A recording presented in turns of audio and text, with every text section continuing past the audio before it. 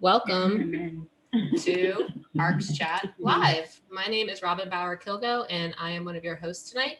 Just a couple of notes about this ARCS Chat. There is going to be a bit of delay. There's obviously 4 people on the call, so we're about a 20-second delay as we talk. So heads up on that, everyone. And we are going to be checking our social media throughout the entire time. So if you have any questions for everyone, please use the hashtag ArcsChat to let us know. And without further ado, I'm going to pass the mic over to John Robinette. Thanks again, Robin. Once again, welcome to ARCS Chat. We're back from our summer hiatus and ready to start the new season and a new format. But before we get into that, let's introduce everybody else that's here today. Of course, you've heard from Robin. She is the online voice of ARCS. She's also an independent registrar based in the Florida Keys. We also have Amanda Robinson, the registrar at the Museum of Fine Arts, St. Petersburg, Florida. For the last year and a half, Amanda has been helping us with the ARCS Chat topics and questions. And now she is like fully part of this YouTube Live Next Generation ARCS Chat. And then lastly, this evening, our special guest is Toni Kiser, who's the Vice President of ARCS and the Assistant Director for Collections Management at the National World War II Museum in New Orleans. But also, for the purposes of tonight, she's the lead organizer of the ARCS conference coming in Philadelphia in November. She masterminded the 2017 conference in Vancouver, which if you were there, you know that it was wildly popular and successful. So here tonight, she's going to talk about all things that have to do with the conference and answer all of your questions and our questions about it. But before we go straight into the topic, let's catch up and see what's going on with everybody else after summer and see what's on your plate or on your mind these days. How about you, Amanda? What's going on? What's going on, Amanda? Amanda, can you hear us? You hear us, Amanda? Oh, looks like she froze. She froze? I'm back. She's back. Sorry about that. Were you passing the ball to me, John? I'm passing the ball to you.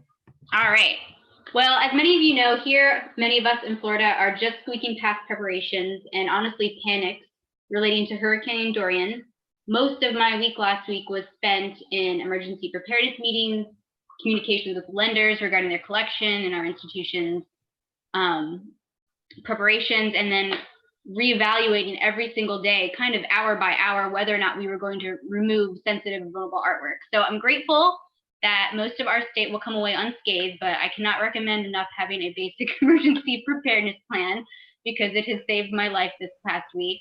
We were able to make a lot of responsible decisions because we had an outline and procedure in place. So in that regard, it was a successful week of collection stewardship in St. Petersburg.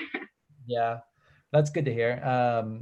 Robin, were you dealing with some of the similar things with your other Florida business? Yeah. I live down in the Florida Keys. So for us, for a while, it just looked like we were going to get slammed. So for us, it was a lot of checking in with people, making sure we had resource lists, like the folks at NHR, National Heritage Responders, that I'm a member of, and some other groups, and just making sure everyone was kind of prepared. But this storm has been just so wonky. You know what I mean? Like it's huge, it's slow. Yeah. It hit Bahamas bad. So yeah. There's been a lot of fun with that the past couple of days. So. Yeah. Toni, what's going on for you? Are you traveling? You doing any crazy exhibitions? Not at the moment. I'm getting ready to go to Houston to take a look at a big exhibition about Adolf Eichmann that is close to 4,000 square feet, which we are this close to opening a 3,500 square foot exhibition hall. So, squeeze it in there. Yeah. A little bit, reorganizing a little bit to make it fit a little bit better. But it's the first exhibition in this venue because it's brand new. So it's just all the kinks of a new space. So we're trying to think ahead as to what do we have enough dollies? Do we have enough extension cords? All that kind of stuff that sometimes you're like, I'm going to Home Depot. Yeah. I hear you. Has anyone been following what's going on with the ICOM conference in Kyoto? No, I know it's happening, but that's been about it. No, I think the really fascinating thing about it, and from a theoretical standpoint, is that they're kind of redefining what a museum is, and that's actually the title and the theme of the whole conference. And so they literally had a committee come together and try and, make a new definition. And it's kind of been bantered about, and I mean, irregardless of like what the definition actually is, I mean, it's a curious proposition to even think that it even needed further definition. So I thought that was a pretty interesting take, especially considering, I mean, it looked like a really glitzy, slick conference, I got to say. The venue is amazing, and the opening ceremony, the fireworks, the performance, I mean, it was out of control. So it's like the Olympics. Can we Museum. put that in next year's budget, Tony, for the next 2 years? Fireworks. I will. Fireworks in our budget, I'll please. add that in. Yeah, exactly. That's going to be the determining factor where the next venue is. So Exactly. Okay. Well, then that might solve it. Actually, that's going to be the. I'm going to send an email right now. It'll be done. very good, very good. So with that in mind, why don't we actually talk about the conference? Let's see.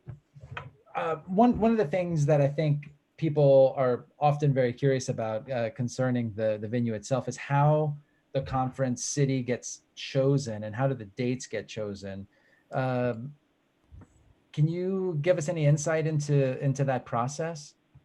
Sure. So we, as a board of directors, sit down a few years in advance and kind of just, in some ways, spitball cities that we think would be good fits. And then myself and a couple other people, what we end up doing often is doing research to see if those cities are even viable for ARCs. In some instances, there are not hotels big enough to hold us. And in other instances, if it's just too far from an international airport or too small of a city, in those cases, we have to kind of say, no, I'm sorry, it's just not going to work. So we usually start with 3 or 4 cities that we think have good options for hotels that can hold a conference of our size. And then we send out a request for proposal. And ARCS has traditionally, since it started in 2013, had a time frame that was sort of that end of October, beginning of November, and we're trying to stick in that time frame of a couple of weeks. So we'll send out the RFP to the hotels, and they'll come back and tell us if they even have availability, and then help us with any of the other logistics of the conference, like how much the room is going to be for attendees, how much they're going to charge us for catering or rental fees if we're going to have to pay those. So there's all these kind of other factors that come into it, because what we try to do is find sort of a good deal with the hotel so that we can pass that good deal along to ARCS members. We try to keep our registration really low, so it's important to us that the hotel waive the meeting fees that are usually associated, that they're giving us a good rate for what is usually a downtown hotel, how much they're going to charge us for breakfast. All of that kind of comes into play into how we make an ultimate decision about where the conference is going to be. Wow. So many factors. I mean, I'm even on the ARCS board, and I didn't even know all the nitty gritty details. Yeah, you guys pick the cities, and then I go, nope, not going to work. Yeah. Nope, not going to work. I can't remember how many times I heard that. So yeah, so no, we do. We've tried, to spread the conference out geographically. We have had a couple of sort of central places, Chicago and New Orleans, and then we went to Vancouver, and now we're going to Philadelphia. So for 2021, we're looking to sort of spread out again a little bit more and see what we might be able to find that would be another city, to think about another international destination for the conference as well, so that ARCS can continue to sort of build our international membership too. So does that mean you're getting close to determining a 2021 city? Yes, we're very close. We actually hope, this is not a promise, but we hope to make an announcement at this conference in November for the next one so that people can begin to prepare. We hope so. We still have contracts to sign, so we'll see. Gotcha. That's pretty exciting. Now, on Twitter, I heard a couple of people, not a huge amount, but there's been some talk about the overlap between these various other conferences like Museum Computing Network and also Museum Next that are around the same time as ours. And there's some concern that some people could be going to those. And I don't know, is that something that was factored into this? Yeah, so we do. We have one of the things that helps us. Well, one of the reasons that we ended up on these dates is that there hadn't been other conferences around it.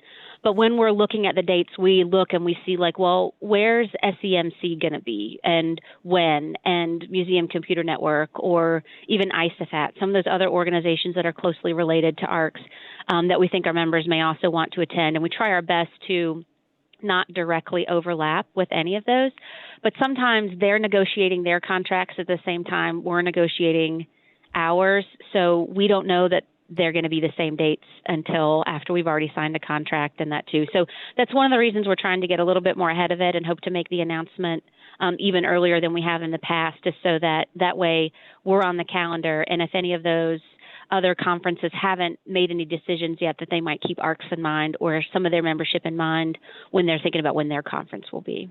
Gotcha. So we're the protagonist. So that's cool. You guys have any other thoughts there?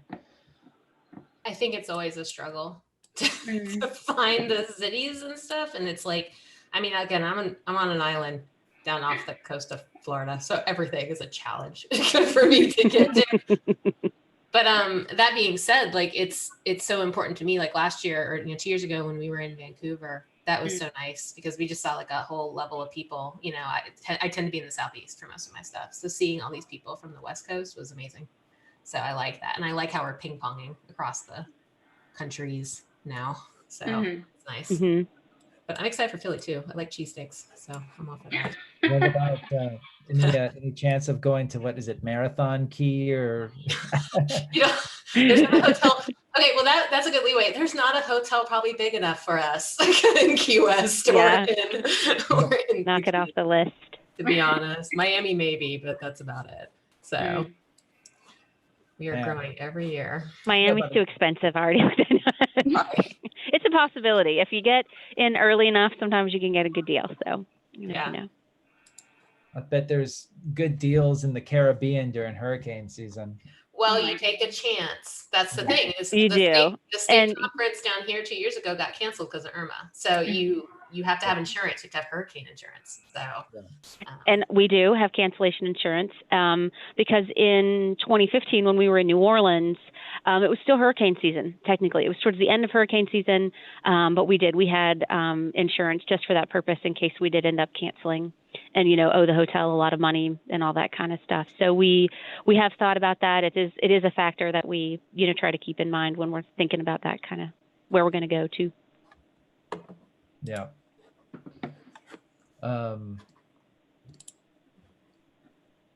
Who's got the questions open? I do. You want me to throw you one? Sure. A well-oiled machine here. Well, this is actually something that's interesting because I've been put on the waiting list before, and I think that we're kind of at that point now where there's waiting list going on. So can we talk a little bit about that and kind of what the status is? Sure. So I can talk to that a little bit. So Robin's the one who has to actually deal with it, but I can tell you a little bit about it. So basically, when we are looking at the spaces that we're going to rent essentially for these events, we give them a minimum, but they also have a maximum. So we say, we think we're going to have 600 people, but they can go up to 850. So we sort of set registration somewhere in that sweet spot that's like, we'd like to have more than 600 people, but we really cannot fit any more than 850 because of the size of the ballroom at the hotel or the size of the space. So we want to keep the conference sort of in that less, like we're always thinking like less than 900 because that gets to be really big, and then you have to move to convention centers, which we as an organization haven't wanted to do. So what we do end up doing is we do have to create a wait list for people who register after that mark by which we've said this is really the maximum amount of people that this space can hold, that the hotel can hold. And so we try to account for all the speakers who need to register. One of the things that we keep in mind is that the federal fiscal year starts October 1st. So we have a lot of people in the federal government and sometimes state and local governments that their fiscal year doesn't even start until the 1st, so they can't purchase their registrations. So we have a whole list of people that they get a little bit of a grace period into October to actually register for the conference, but they have to contact us before registration is closed. So then if some of them, if like say funding doesn't come through, then we go to the wait list and we say, hey, guess what? We have some more spots. And we do get people, unfortunately, who have to cancel. We actually had a cancellation email today. So that sort of bumps somebody from the wait list up, that we didn't have a spot for previously. So we try our best to manage it and make sure that it's equitable and fair, but always just remind people to register as soon as they can. Yeah. And especially for those people who have financial difficulties, like we really try to let people know, like tell us as soon as you know, because that way your spot is secure. You know what I mean? And that spot will not go away unless, if we're hounding you in October to pay, there's a chance it might go away. But, that spot will be there for you as long as we can, because we understand that. I mean, a lot of the board members work for federal governments, so we understand that you're dealing with fiscal year. Mm-hmm. Well, not even federal governments, but state governments, because that was always a challenge in planning, like our budget year. We always had to figure out when are the conferences going to be, when is registration going to happen, and when can we really pay for it. And I'll also add, people tell me when I get the emails, a lot of them will have reasons to why they couldn't do it. So even on this newer version of the wait list, I throw in some keywords as to they had an issue, they already bought their travel, which I question a little because I always like to have my conference registration in my hand before I purchase my travel. But I do try to we note that stuff on your entry to make sure that we're being fair. So. Yeah. And we also, we have stipends available. So for people who do have financial, difficulties like with funding from work or, whatever, we do have a stipend program. We have a couple of sponsors who have, for all of the conferences, offered basically a scholarship or a stipend to travel. So we offer those. We offer them some that are specific just to students, just to sort of increase student awareness of ARCS and get them into the conference. So we try really hard to get as many people as we can, but at a certain point, there are just only so many people who are going to fit in the ballroom, and we have to say no. Yeah. Or the fire marshal's going to shut us down. That's the other thing. We haven't had yet, and I'm hoping we don't have. There's only so many warm bodies we can stick exactly. through. So about how many travel stipends do you give out? It varies from year. It has varied from year to year for the conference, depending on the award. We have sponsors who give us the money to hand out. So it depends a little bit on what we've been given. But I think we gave out 12 this year. Is that right, Robin? Sounds right. And actually, the student stipends are still available. Those applications are due September 6th. So if you're a student member of ARCS and you have either already registered, hint, or haven't registered yet, then I'd say go ahead and apply to see if you can help defray costs for sure. Mm-hmm. And there's information on how to do that on the ARCS website, right? Correct. Yeah, if you go underneath programming and the conference, there's a link on there for travel stipends, so people can find it there. arcsinfo.org. Correct. I'll put the link in the chat. Hold on. Oh, nice. What are the numbers looking like this year, Toni? Like in terms of the amount of people that are going to be able to attend? Yes. So probably right around that 850 mark for this particular conference. We had 770 in Vancouver. And that was mostly, we had actually stopped it at 700 and then went up to 770, knowing that the hotel could go to about 775. So we really pushed it on that one. And same with this hotel, 875 is about their cap for the layouts that we like and to be able to we'd like to have the general sessions the first and the last day, and then the split session on the second day. And so sort of be able to maximize the space and how they do it and what we've rented. It'll be between 850 and 875 is my guess. So, and does that allow for a lot of the people on the waiting list to get in? I don't know that I would say it's going to be a lot of them. It has grown considerably over the last 2 weeks. Yeah. And so we're going to try our best. We have a couple of priorities in that we want to make sure that all the stipend people, if they hadn't registered before they were awarded, are on there. All of the speakers have a spot that, that they can be on there. And then, of course, those who have sponsored the ARCs overall for our development campaign, we want to make sure that they have someone to come, because they offer table, like a vendor space. So we want to make sure that they have 1 or 2 people there as well. But then after that, it will be just a first come, first serve basis of when you'd let us know.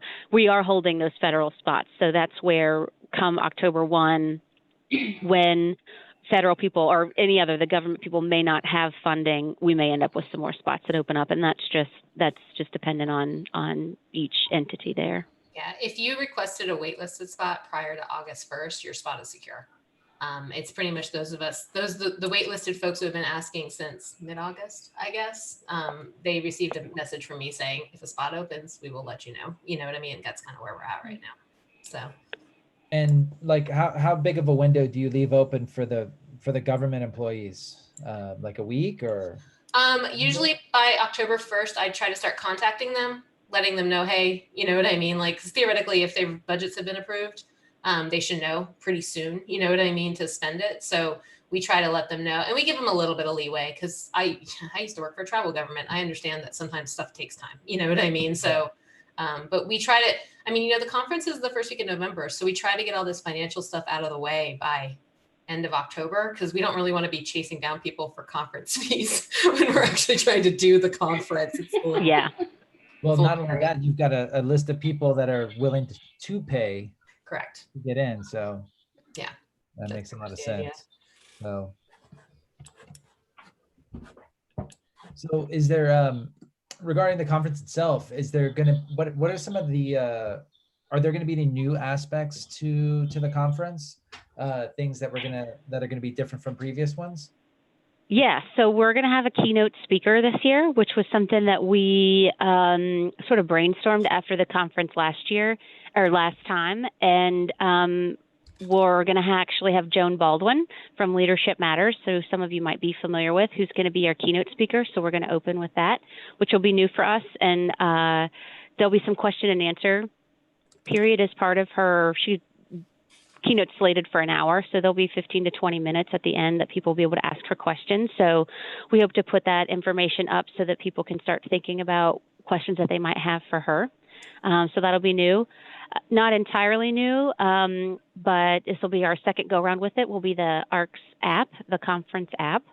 So we'll have a lot of hopefully more stuff in the app this time too, so that we can help people to continue to connect that way.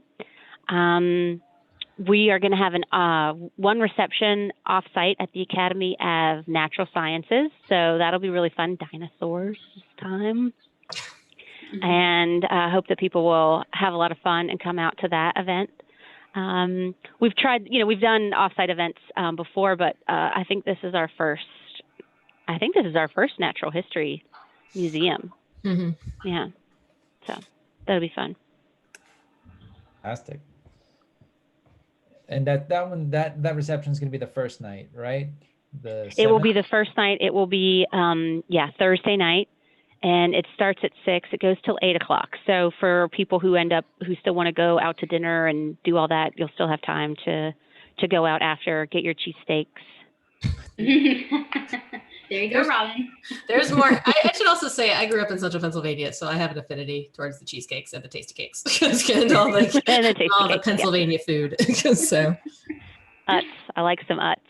Utz are good. If you were gonna, on the marketing committee, we were trying to determine what's going to go in the tote bag this year, and the option of Utz, tasty cakes, or a cheesesteak recipe, maybe not an actual cheesesteak, would go in there. Do you guys have a preference?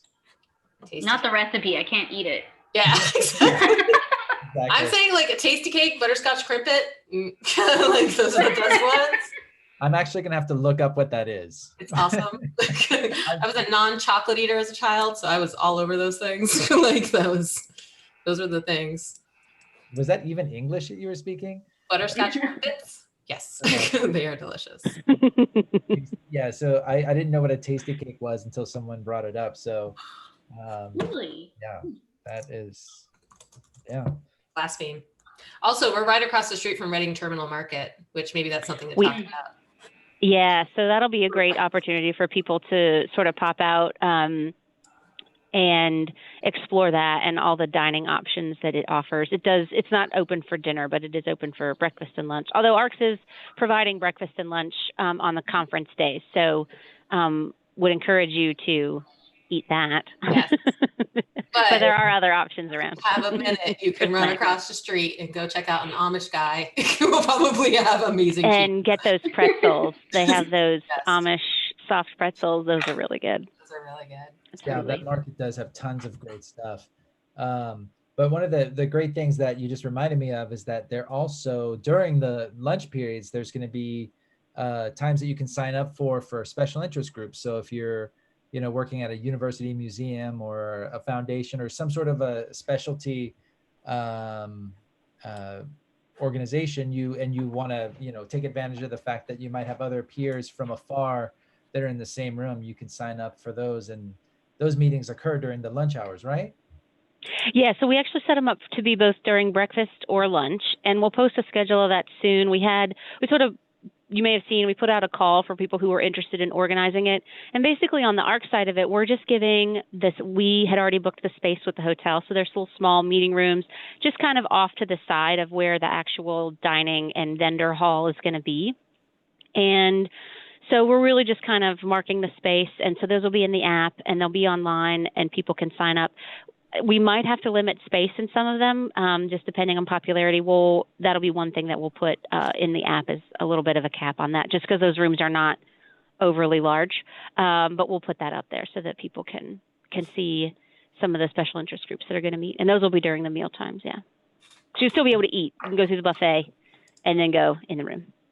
Got it. But it's not a dedicated room for each special interest, correct? It is. It's like 4 or 5 little rooms.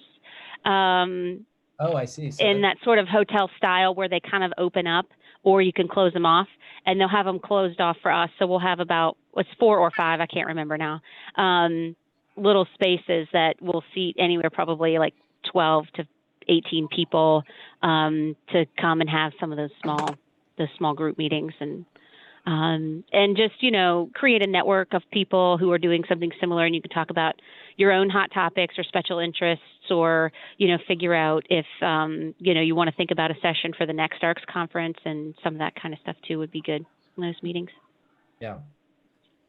One thing that I'm planning to do this on Twitter, since I spend a fair amount of time there, but like, I've always been surprised that people don't use ARCS more as a job hunting and job interviewing platform, sort of like the way people use, why can't I ever think of it?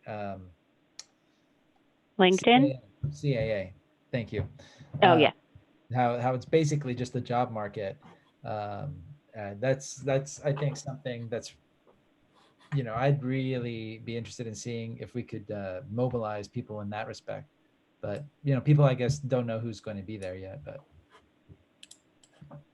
is that something that... Yeah, well, I think that's one thing for emerging professionals and students, is it's a great opportunity to meet people and get your name out there, if nothing else, to sort of, show interest in a particular avenue or field and ask questions so that you can, get some experience or get some leads on some things. I think that would always be, something you could try to look for. I think one thing I'll mention that's going to be new this year that we've been talking about it for a while on the planning committee, but it'll be new for everybody else, is when you registered, you noticed that you got to pick some icons, and that had to do with whether you liked shipping or exhibits or pest management, and so you get to pick 3. And I think that'll be a way too for people to just have an icon that they can look for on somebody's badge to be able to be like, ooh, there's somebody who does shipping. Let me go talk to them. There's somebody who does insurance. Let me go talk to them. Yeah, there we go, Robin.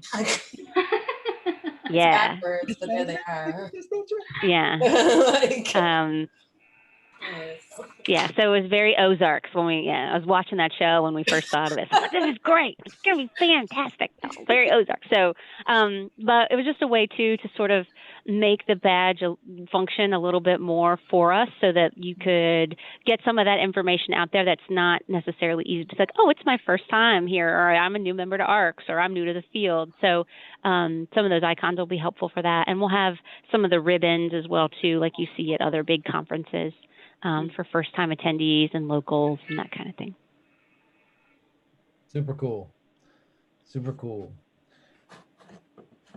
So what do you guys have in your mind? Do you want me to talk a little bit more about the app? Because it's like the other half of my life right now. Yeah. Pretty much. Lay it on thick. So we're using the same company that we used back in Vancouver. They're a company called Attendify, which I jokingly said it was hilarious because we used that one, and then all of a sudden, like a bunch of other conferences started using it. So I was like, "Where are the groundbreakers?" Because we started using this app. Yeah, they owe us. I recommended that over and over again. Well, it was a really nice user-friendly app from both like the content management side and then also from the user side. Like everyone seemed to really like it. So we were like, why reinvent the wheel? We'll use the same thing. It's got approved by the Apple Store. It'll be on Google Play. It'll probably be available probably mid-September, I'm guessing, just because I want to make sure most of the information is updated in it.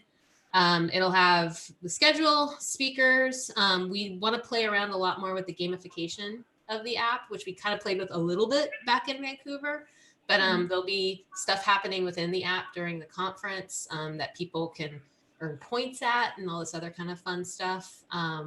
What else? There'll be the maps in there. We'll get push notifications. So if something's happening within the conference itself, people will know. So that'll be really useful too. So we're pretty excited about it. I mean, like I said, we played around when we found that company back in 2017. We played with a lot of different apps just to kind of get a feel. Mm-hmm. And this one was probably the most user-friendly on all fronts, just because stuff can get changed on a dime with it. And the help desk is really good too, which is nice. So yeah, we're pretty excited about it. So it's raring to go right now. Will you be able to use it for real-time surveys? That was something that I saw used really nicely at the ERC in London last year. They really put that to good use. Yeah, that's something that we didn't take advantage of before. So that will be good too. And we'll get a real feel of kind of what's happening within the conference floor itself. And we're still going to be using people will still be on social media too. So don't feel like if you're going to be, you don't have to choose either or. There's the live stream, which shows what's happening within the conference, within the app, which some people are very comfortable with. But we'll also have links to all of our Twitter stuff and all of that kind of fun stuff. So people will be able to follow along with news on the app as we're or news within the conference as we're going. So it should be good. Mm-hmm. Yeah, it would be great. One thing I will mention for anybody who's listening who's going to be registering on the Wednesday before the conference starts, we're actually going to have registration, and it's going to move partway through the day. So in the morning, we'll be down in the lobby, and then towards the end of the day, we'll move upstairs to the actual area where we'll be for the rest of the conference, but we have to wait for another conference to clear out.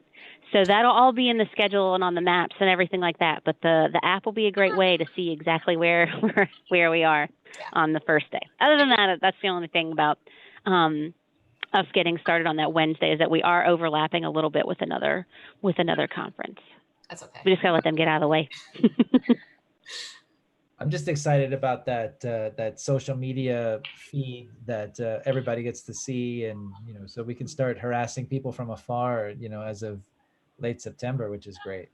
So yeah, and we had people in Vancouver who put together running groups and other little meetups and stuff. So I think that'll be a great way to do that too. So not just the interest group meetups, but also the hey, who wants to go run to PMA and do the Rocky thing and all that. I hope somebody puts that group together. I'm in. We go. It's not a hard run from the hotel, so it'll be easy to like put a group of registrars together and go to the Rocky statue. Wow. I think that needs to be filmed.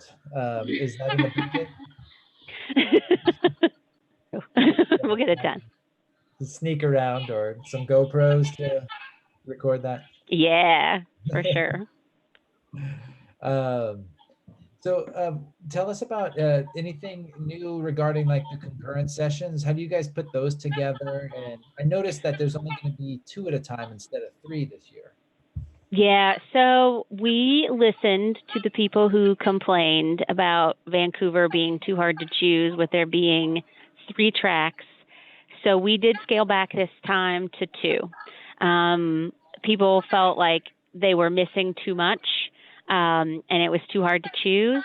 And so for the sake of what everybody felt was sort of more conducive, which was to just go to 2 tracks.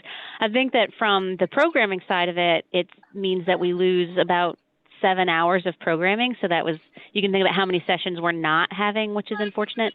But what I think is really good is that it will mean that people will have a lot more flexibility to go back and forth and actually sort of get more out of the conference by, there being less time to have to worry about traveling in between and all that. So, and then everything will be available online like it has in years past after the conference for those of you on the membership behind the membership firewall. But that's one thing that will be a little bit different, is we'll just have the 2 concurrent sessions. And that schedule at a glance will be available really soon. We just, we were waiting to announce the keynote speaker, and then we just have a couple little things that we're just fiddling with to make sure that it's all as close as we can get it.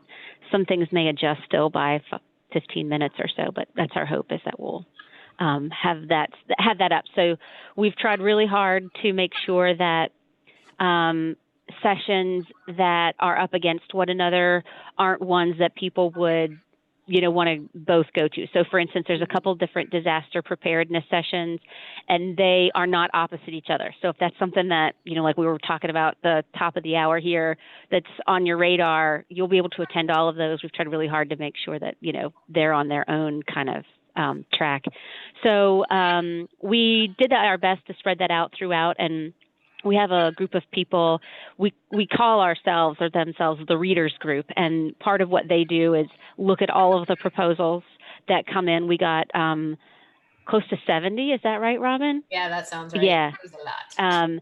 And so, we've asked people to do less. We asked people to combine. We asked people to join with other conferences or with other sessions on similar topics, so that we could try to make the most of all of the topics that were put forth for the conference. And the readers group also helped to determine which of those would be good opposite others. So like if you're interested in zoos, then you're probably not interested in fine art storage. So they are at the same time. That's not quite the case this time, but that's the idea behind it. Got it. I don't think we have a zoo lecture this time. We did in 17. Though. It was good. Fun, though. I like zoo. I like hearing about zoos. I know. I'm like, I want to go to that. I don't have anything to do with that. But that's what I always get real excited. I'm like, oh my God. Yeah, I mean, what do you do with a bunch of flamingos when you're preparing for a hurricane? That was. You put them in the bathroom. You put them in the bathroom. In Miami, we did here in New Orleans. In the bathroom. That's where they go.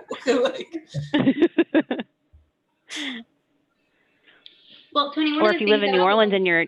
Oh, I was going to say, because we had our jaguar get loose here in New Orleans. Oh, God. That was a thing? Yeah, he went on a rampage. Yeah, he killed about 4 other animals, alpacas. Oh, okay. Bolero. 4 Mardi Gras tenders. No. Just alpacas. Not in your disaster plan? But they had a great emergency plan. They have a whole protocol for what happens when an animal escapes. Yeah. Oh, yeah. That's a huge part. I do emergency plan. Most people know that. And reading the zoo plans is fascinating, because they have to think it's just so much stuff that you're like, oh yeah, you have to deal with that. Oh yeah, you have to deal with that.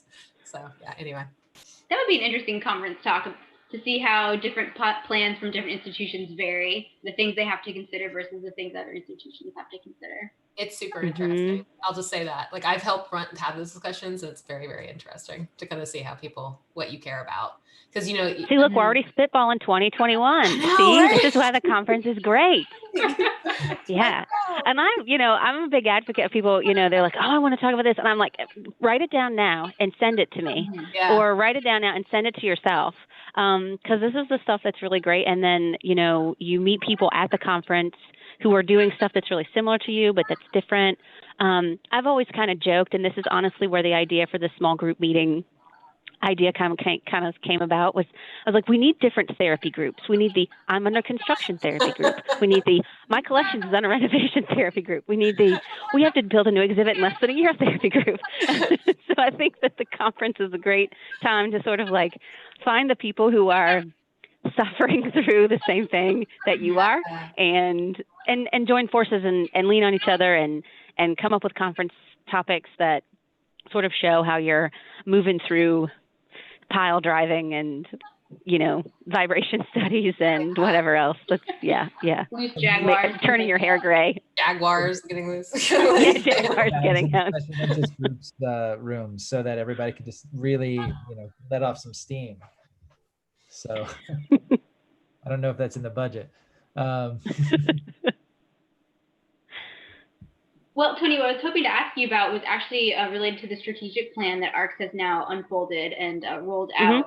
Is there going to be opportunity at the conference where any of that's going to be highlighted or discussed, or any breakout sessions that will talk a little bit more about what ARCS is hoping to do over the next 3 to 5 years?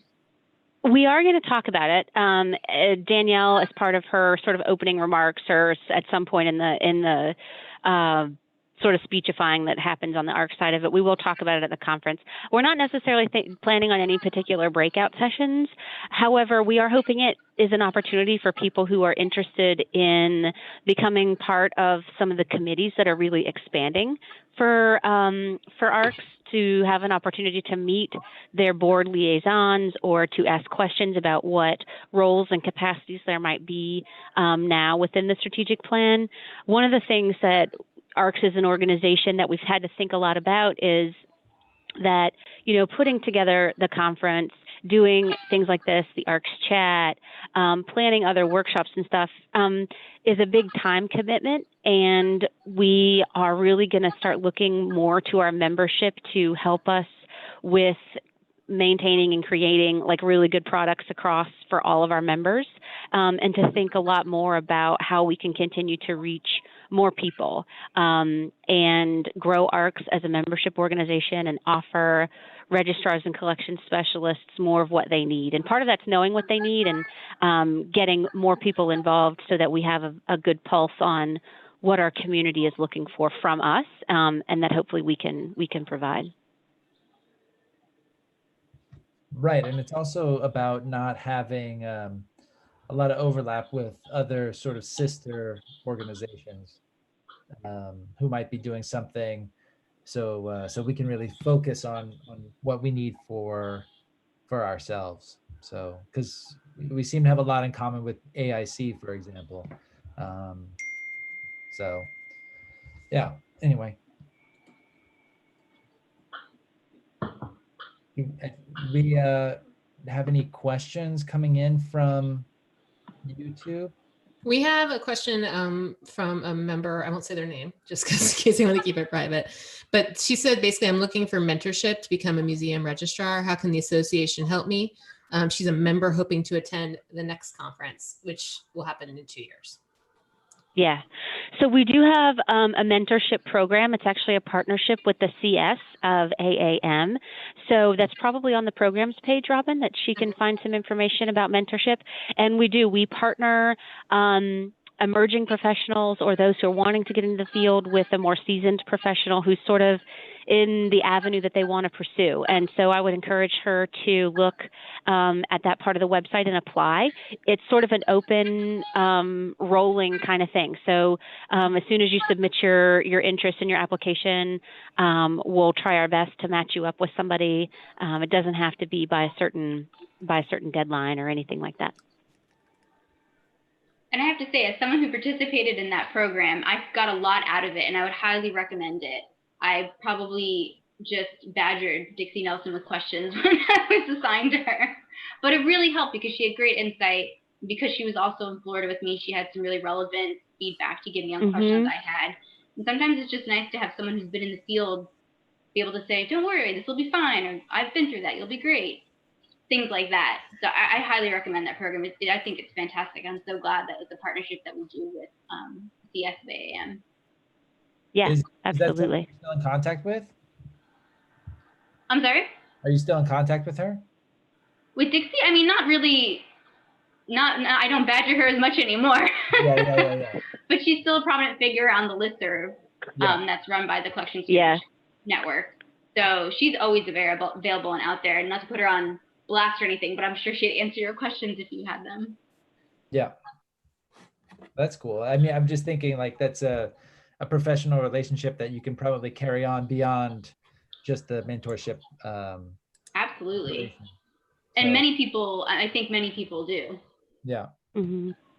Well, and I think, I'll plug the conference again shamelessly, but I think that's one thing too about it is that, you could attend a session or not, and then come back to work and find out that, oh, you are going to be doing a giant digitization project. Well, let me look up who spoke about that. Or, oh, I am getting a time-based media piece. Let me look up who that was and send them an email and ask them for some advice. And I think that that's one of the, not even a straight up mentor-mentee relationship, but just sort of professional relationship that we get as ARCS members is that sort of ability to reach out to somebody and be like, I know you presented on this. Do you have any other resources or tips? Or, I think that that's one of the things that's really helpful about the conference as well.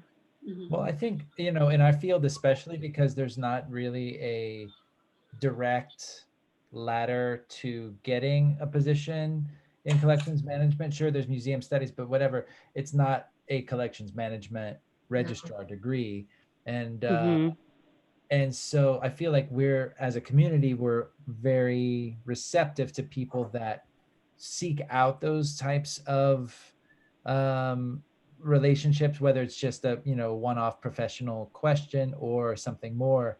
And I feel like even if it's beyond a mentorship program per se, I feel like you can almost create one if you just start asking questions to people that seem to be experts on the topic that interests you at the moment. So I feel like we're a very giving community because we recognize that there isn't always direct formal education for what we do. So that's very true. I didn't come to this field directly. That's for sure. How could you? I mean, back in 2005, when I got my graduate stuff, there were museum studies programs, but nothing like there is now. You know what I mean? So it's a different world. And I think it's kind of like what you said with mentorship is it's like the connections you make at these conferences are the things that have always helped me. It's just talking to people and, which is hard because I think all of us collections people are closet introverts pretty much. So it's hard to walk up and be like, hi, like I'm a new kid, like explain to me. But you got to do it, especially if you're interested in the topic or if you have an example. Like that's always my end, Well, I think this is actually a really important point. So like individually, like how do you use the conference? Like I know like lots of us are sort of bogged down with other sort of like ARCS related logistic duties, but at the same time, like I've met so many people that I have ended up using, whether they're vendors or professional relationships, and that I've cultivated, and it's been super, super important. But like, for example, I'll come away with, a stack of 50 business cards at the end of a conference. And, one of my things was that I always emailed everybody and said, hey, it was great to meet you. And I was always shocked that like I might have gotten one other person that did that to me. Like almost nobody follows up. So I mean that's an easy way to sort of distinguish yourself, for example. But like, do you guys have any like conference tricks or things that you do or use to get the most out of it for yourself?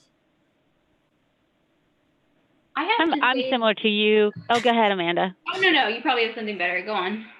No, I was going to say, John, I kind of do something like that you do, which is I just try to, I feel like sometimes, working where I do, I kind of live in a little bit of a bubble. So I feel like, I don't do a lot of fine art shipping. I don't, so like there are all these like fine art shippers from Europe, and I'm like, hi, how are you? What do you do?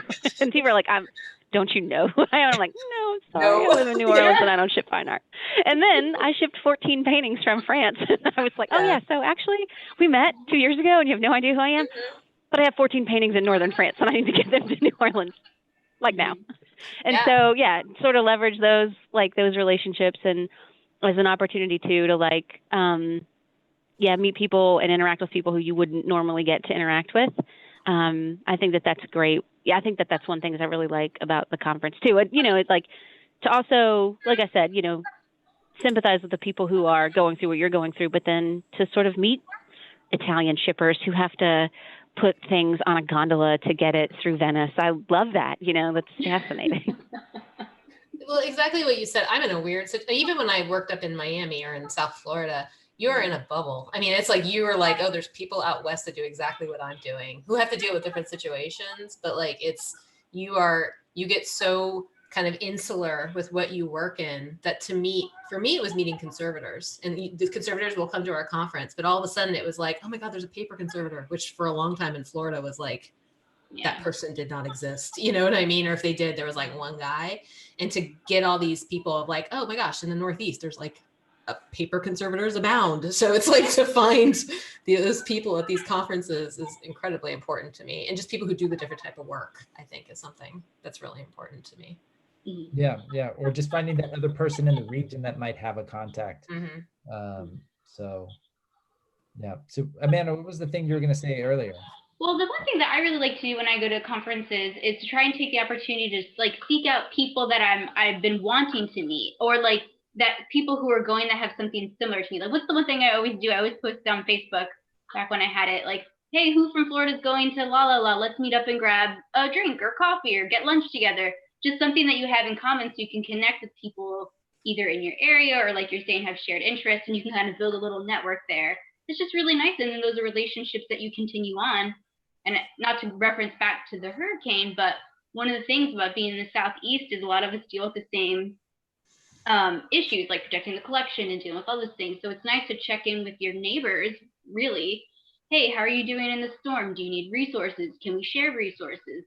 It's a good opportunity to open up some of those conversations as well. So I really try and, as hard as it is for an introvert self to be the first one to say hi, I really do try and make an effort to be outgoing and say hello to those people that I'm really interested in meeting, because it's a great opportunity to see each other face to face. Also, can a cool little trick, if you have an iPhone, if you don't have business cards, or if you don't want to just put out business cards all the time, because obviously people leave them, they get thrown away, whatever. You can set up your contact information in your iPhone and set it up to share with somebody, and that way their number automatically your number's in their phone and vice versa, because you need to get their number to share it. So you end up texting your own contact information, and that way you already have it. And it's a good little trick to stay in contact with people. I'm sure there's a way to do something similar on an Android or whatever, but it's something that it's an invaluable little tool, and you can put the information that you want up to your home address, every email that you have, your phone number, obviously. So those are cool little tricks.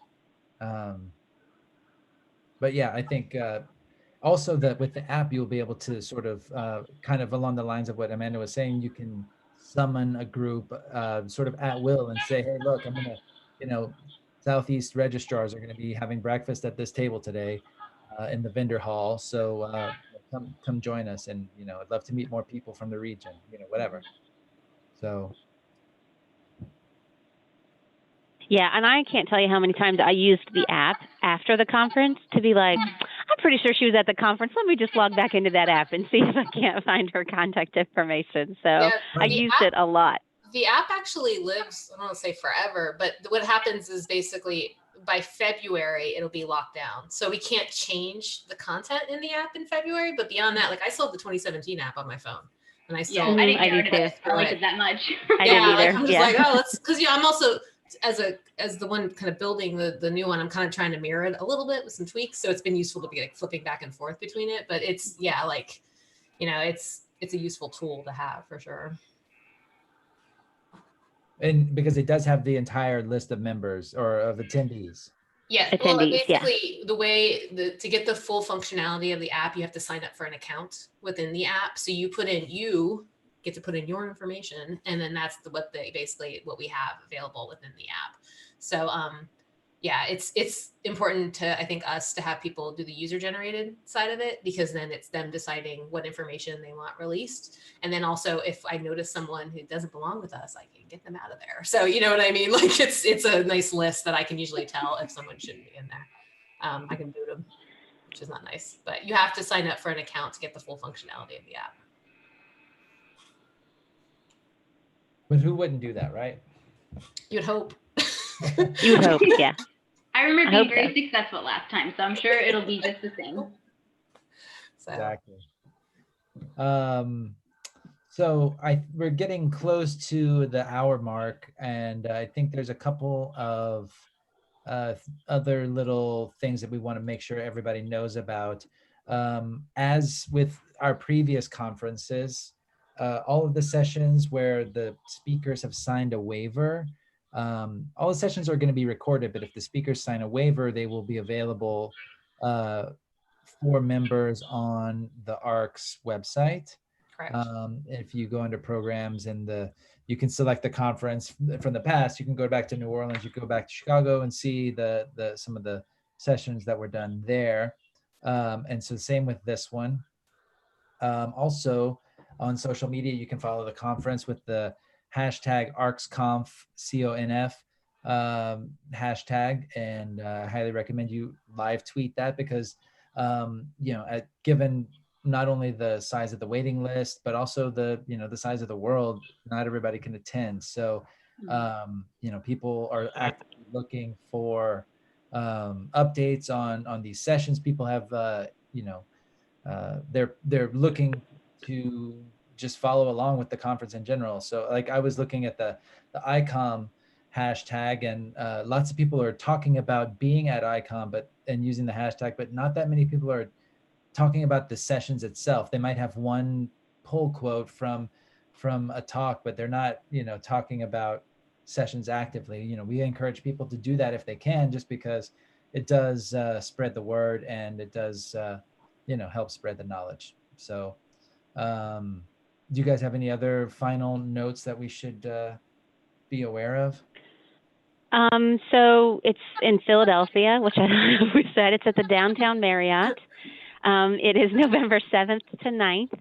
We will have our volunteer event, the Le Bénévoles event, on the 6th for anybody who's going to be there on the 6th and wants to help with that. I think we're full, but there might be some space.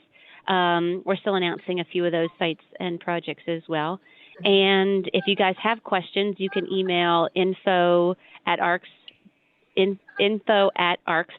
Did I say that right, Robin? Yeah, that's right. Or conference@arcs.org, and we'll answer your emails with other questions. We've had, requests from, anything you might need, any kind of special request, you can let us know. We can ask a lot of the hotel staff, of the hotel too, if you need something special. So, how many places are going to be involved in Le Bénévoles this year?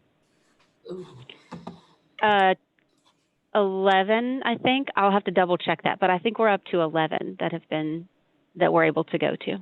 Amazing. Do we need any volunteers for anything? I think we have enough volunteers. I need some organizational help a little bit, in that I don't know the train system in Philadelphia very well, and I have one local, but I think it's hard for her to think about what it's going to mean to buy some train tickets for all these people. We're going to like leverage getting people on trains to sites, and I just have to figure out how to do that. Gotcha. So if anybody knows the SEPTA system and would like to help me buy tickets for people to go to, one of the places is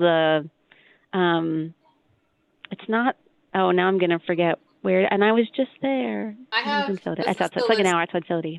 The list I have is the Center for Art and Wood, Chester County Historical Society, Darby Library History Collection, Historic Arch Street Meeting House, James A. Michener Art Museum, and Rose Valley Museum and Historical Society. That's what I can access right now.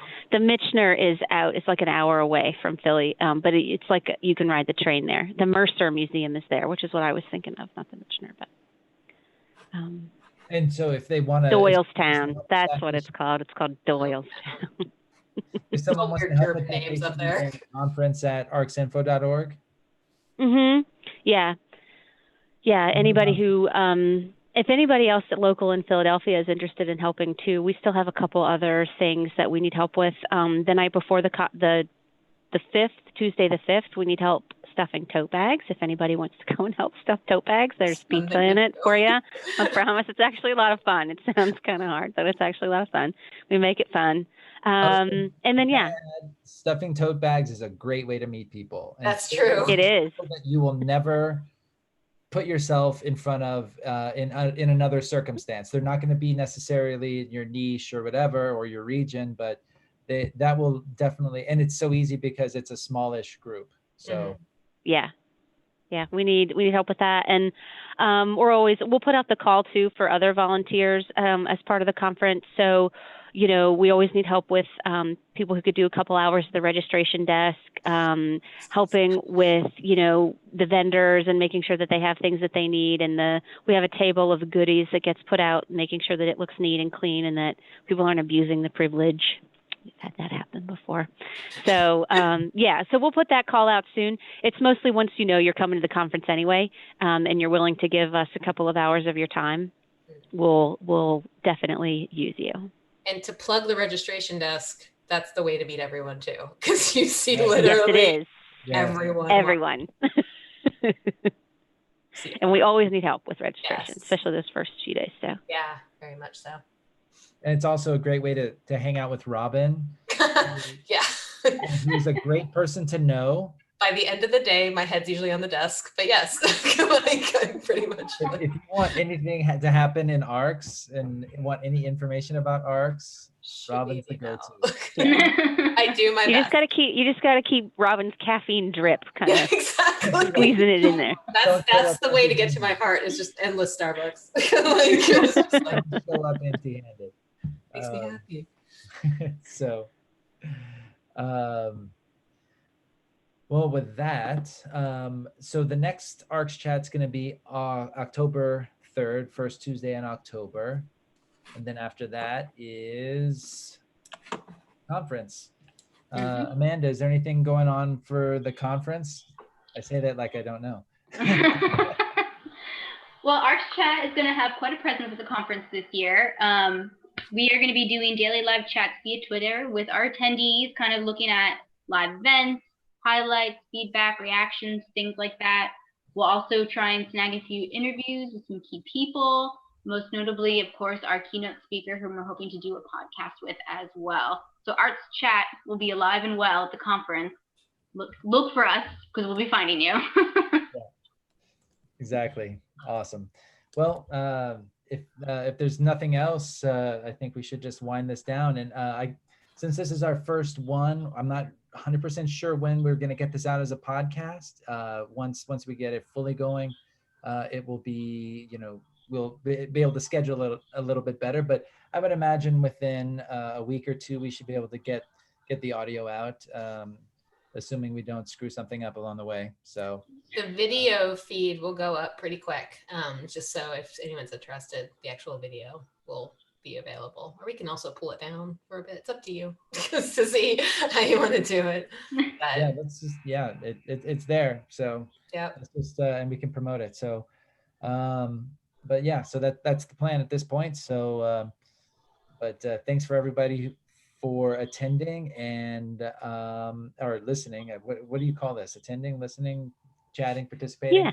Participating in the live stream. And many thanks to Toni, who's joining us from her work. So yes, we appreciate it. Thank you. No, thanks for having me. I'm as happy to do it and to talk about the conference and spread the word, because I'm excited for us to be in Philly in a couple months. Yep. Yeah.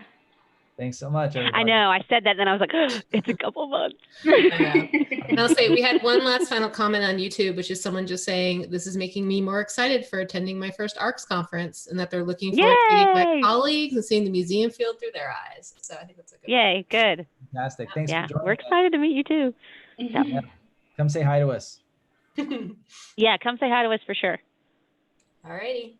All right, y'all. Have a good night. Thanks. Okay. All right. Bye.